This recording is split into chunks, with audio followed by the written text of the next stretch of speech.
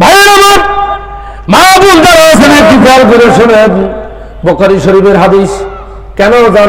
কেন নারীরা জাহান্নামে যাবে তার 10টা কারণ আছে। ওই 10টা কারণে ব্যাখ্যা দেওয়ার আমার সময় নাই। আল্লাহ রাসূল বলছেন বুখারী শরীফের হাদিস, কোন নারী যদি 4টা কাজ করে তাহলে ফাদাখালাল জান্নাহ, সে জান্নাতে চলে যাবে। জোরে বলেন সুবহানাল্লাহ। 1 নম্বরে নামাজ। 1 নম্বর কি?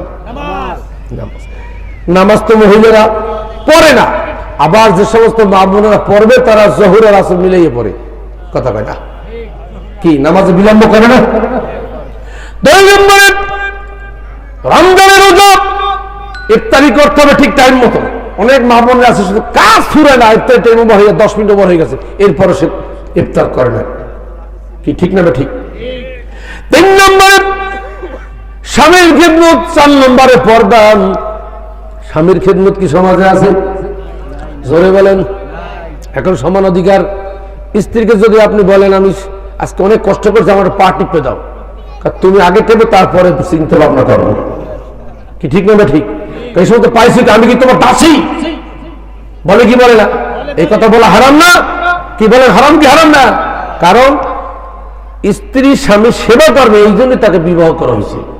তোমারও যেরকম অধিকার আছে তারও সেরকম অধিকার আছে। এগুলি এখন নাই। এক সময় বিবাহ হইতে তার কাবিয়ার নামা ছিল না, সেই বিবাহ শক্তিশালী ছিল। আর এখন শুধু বিয়ে ভাঙতেছে। বক্তৃতা করতে গেলে অনেক তথ্য লাগে। আমি এক কাজী সাহেব জিজ্ঞেস করলাম, সাক্ষাৎকার নিলাম, ভাই বিবাহের হাল হকিকত কি? তো উনি বললো যে 5টা বিয়ে হইলে 25টা তালাক হয়। 5টা বিয়ে হলে কি হয়? বলেন 25টা তালাক হয়। তাহলে অবস্থা কোথায় গেছে বুঝতে পারছেন? তার মানে প্রতি ঘরে ঘরে এখন স্বামী পরিত্যক্ত নারী আছে। এটা একযুগে ছিল না, এটা আমাদের 2 হাতের কামাই। অতএব মা বোন যারা আছেন স্বামীর খেদমত করবেন।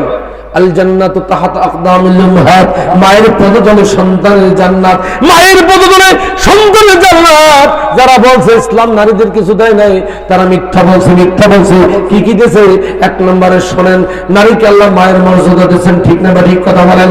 2 নম্বরে কন্যার মর্যাদা দিয়েছেন। আল্লাহ রাসূল বলছেন বুখারী শরীফের হাদিস, যে ব্যক্তির 3টা কন্যা সন্তান হবে ফাদাখালাল জান্নাত, সে জান্নাতে যাবে। জোরে জোরে বলেন সুবহানাল্লাহ। এই কথা বলার পরে এক সাহাবী দাঁড়িয়ে কাঁদতে লাগলো। আল্লাহ রাসূল বললেন, তুমি কাঁদো কেন? সাহাবী বলল, হুজুর একটু যেন আমার জান্নাত চলে গেল। কেন? হুজুর আপনি 3টা কন্যা সন্তানের কথা বলছেন। আল্লাহ রাব্বুল আলামিন আমাকে 2টা কন্যা সন্তান দিয়েছেন। আল্লাহ রাসূল মুস্কি এসে দিয়ে বলেন, ও আমার সাহাবী তুমি ভয় পেও না, যার 2টা কন্যা সন্তান হবে সেও জান্নাতি।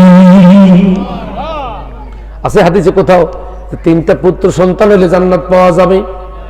না না না। প্রাচীন যুগে নারীদেরকে বোতলা বল হয়তো গালি দিত। বন্ধুরা, ইজা সুইয়াল মুদ্দাত কুরআন শরীফের লেখা আছে, আয়ামের জাহিলিয়া যদি জরজার মুক্তার ফালকি দেওয়ার বলতেন, শিয়া জন্মতে সেদিন ধরনি হয়েছিল ভরপুর। সেই জমানায় কন্যা সন্তানদেরকে জীবন্ত কবর দেওয়া হতো। আমি 2 মাস আগে পূর্বে আমি উমরাহ করতে গেলাম, কাবাগরের সামনে বায়াতুল কলবি, যেই জমিনে যেখানে কন্যা সন্তানদেরকে জীবন্ত কবর দেওয়া হলো, আমাকে মুআল্লিম সাহেব বললেন, হুজুর আপনি একজন বাংলাদেশের পরিচিত মুখ, একজন বক্তা, এই স্থানগুলো আপনি দেখেন, এগুলো আপনার কাজে লাগবে। এই যে খোলা ময়দানটা, এইখানে আইয়ামে জাহিলিয়া জামানায় সমস্ত নারীদেরকে কন্যা সন্তানদেরকে জীবন্ত কবর দেওয়া হতো। আর আল্লাহ রাসূল বললেন, না হবে না, হবে না, হবে না। যে বাবা 3টা, যে বাবা 2টা কন্যাকে মানুষের মতো মানুষ বানিয়ে পাত্রস্থ করবে, আল্লাহ রাব্বুল আলামিন তার বিনিময়ে জান্নাতের ব্যবস্থা করবেন। সুবহানাল্লাহ। হিন্দু শাস্ত্রে কি ছিল জানেন? স্বামী মারা গেলে সেই সীতা স্ত্রী জাপ দেওয়া লাগবে। রাজা রামমোহন রায় এই সতীতা প্রথা বাতিল করলেন, যে এ আর হবে না। কিন্তু রাসূল পাক সাল্লাল্লাহু আলাইহি ওয়াসাল্লাম কি করলেন? 25 বছরের এক যুবক, 40 বছরের বিবাহিতা 2 বার মা খাদিজা রাদিয়াল্লাহু তাআলা আনহা উম্মাহাতুল মুমিনিন, তাকে বিবাহ করলেন। এটাকে বিবাহ? রাসূল পাক সাল্লাল্লাহু আলাইহি ওয়াসাল্লামের বিবাহ ছিল পলিটিক্যাল ম্যারেজ। পলিটিক্যাল ম্যারেজ বোঝেন? আপনাদের এই মোংলাপড়ের মেয়র, কমিশনার যারাই আছে, তারা যদি কোনো আত্মীয় করে এলাকায় করার চেষ্টা করবে, চিন্তা করছে যে এলাকায় আত্মীয় করলে ওই গোষ্ঠীর ভোট করা পাবো, ঠিক না ঠিক? তো রাসূল পাক সাল্লাল্লাহু আলাইহি ওয়াসাল্লাম দুই সাহাবীর দুই কন্যা দিয়েছেন, হযরত আলী রাদিয়াল্লাহু তাআলা আনহু এবং হযরত ওসমান রাদিয়াল্লাহু তাআলা, তাকে দুই কন্যা দিয়েছেন যে নুরাইন বলা হয়। আর দুই সাহাবী খলিফার কাছে দুই কন্যা আনছেন, হযরত আয়েশা রাদিয়াল্লাহু তাআলা আনহা কার কন্যা? আবু বকর সিদ্দিক রাদিয়াল্লাহু তাআলা আনহুর কন্যা। জোরে বলেন সুবহানাল্লাহ।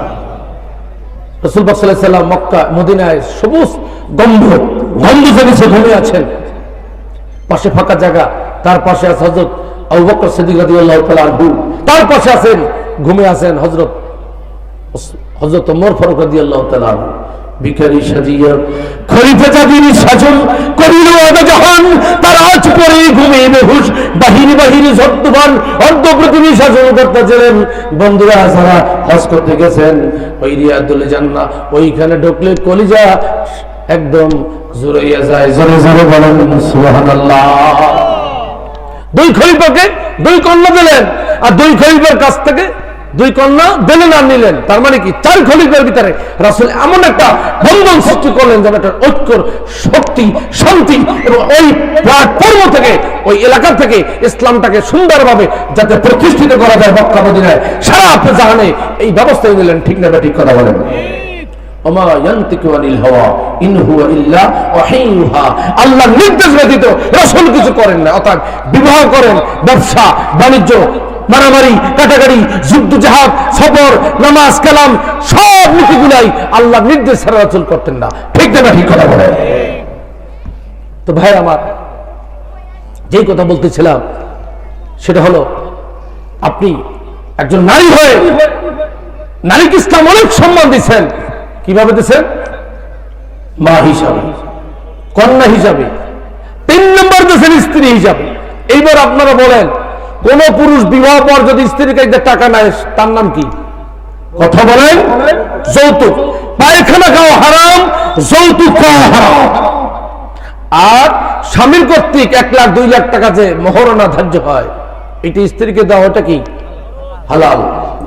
হালিয়ান মারিয়া, সন্তুষ্ট চিত্তে স্ত্রী যদি তাকে ক্ষমা করে দেয় সেটা আলাদা বিষয়। তাহলে ইসলাম নারীদেরকে মা হিসাবে, কন্যা হিসাবে, স্ত্রী হিসাবে, অর্থনৈতিক সমৃদ্ধি লাভের জন্য ইসলাম নারীদের অনেক অধিকার দিয়েছেন।